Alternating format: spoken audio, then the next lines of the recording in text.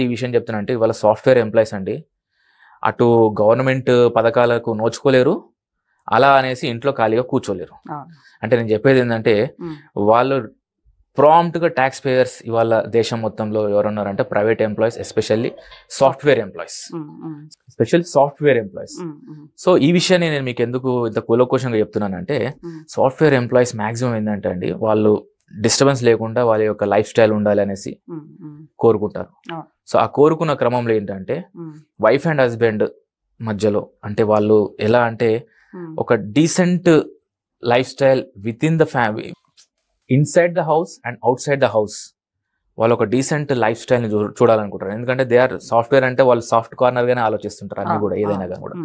So అలాంటి families ని ఒక 10-15 ఫ్యామిలీస్ వాళ్ళ యొక్క అభిప్రాయాలను సేకరించిన తర్వాత లోకల్ ప్రొడక్ట్ డెవలప్మెంట్ ఆర్గనైజేషన్ ఈ విధంగా ఆలోచించి ఇన్వెస్ట్మెంట్ చేయాలనుకున్న వాళ్ళు ఇలా చేస్తే మీ యొక్క ఇన్వెస్ట్మెంట్ కి అదే మాదిరిగా మీరు తీసుకున్నటువంటి హౌస్ కానివ్వండి ఏదైనా కానీ మీరు ఉండాలంటే మీరు ఉండొచ్చు, రెంట్కి ఇవ్వాలంటే రెంట్కి ఇవ్వచ్చు. అదే చెప్పాను ఎంత కొన్ని ఇండిపెండెంట్ హౌస్ టెనెంట్స్ ఎక్కువగా ఇష్టపడకపోవడానికి వన్ ఆఫ్ ద రీజన్ ఏంటంటే ఓనర్ ఉన్న ఇంట్లో రెంట్కి వస్తే ఏమవుతుందంటే స్వేచ్ఛకి దూరంగా ఉంటున్నాం అనేది ఒక ఆలోచనతోని చెప్పినటువంటి విషయం అండి.